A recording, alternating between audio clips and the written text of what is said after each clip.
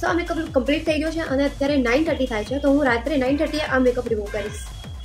હાય, તો મારા મેકઅપને 2 કલાક થઈ ગયા છે, પણ હજી સુધી મેકઅપમાં કોઈ રિંકલ્સ નથી. અને આમ પણ મને સ્વેટિંગનો પ્રોબ્લેમ થોડો નોર્મલ છે, તો મેકઅપમાં હજી કોઈ ડિફરન્સ નથી. એઝ ઇટ ઇઝ એવો જ મેકઅપ લાગે છે. ખાલી બસ મેં વેસ્ટર્નમાંથી ટ્રેડિશનલ લુક કરી દીધું છે. તો હવે બસ આગળ જોઈએ કે ક્યાં સુધી મેકઅપમાં રિંકલ્સ નથી આવતા. મેકઅપને 7 કલાક થઈ ગયા છે. સ્કિનમાં મેકઅપ એબ્ઝોર્બ થઈ ગયો છે અને ફૂલ ફેસ પર ગ્લો આવી ગયો છે. અને રિંકલ્સમાં અંડર આઈઝમાં થોડા રિંકલ્સ દેખાય છે. બાકી તો ક્યાંય રિંકલ્સ એટલા બધા આવ્યા નથી. અને અંડર આઈઝમાં બી વિઝિબલ થાય કેમેરામાં એવા રિંકલ્સ નથી, નોર્મલ જ રિંકલ્સ આવ્યા છે હજી. તો હજી પણ મેકઅપ એઝ ઇટ ઇઝ છે. તો આ 10 કલાક પછીનો મેકઅપ મને વધારે સારા લાગવા લાગ્યો છે, બિકોઝ તમે જોઈ શકો છો ગ્લાસ સ્કિન થઈ ગઈ છે. આઈ શેડોનો લિપસ્ટિક લાઇટ છે, પણ એ પણ સારું લાગે છે બિકોઝ ત્યાં પણ શાઇન આવી ગઈ છે. 12 કલાક થઈ ગયા છે અને મારી સ્કિન ઉપર તમે મેકઅપ જોઈ શકો છો. તો હું મારી બ્રાઇડલ્સને તો હવે આ જ સજેસ્ટ કરવાની છું કે તમે એરબ્રશ મેકઅપ જ કરાવો.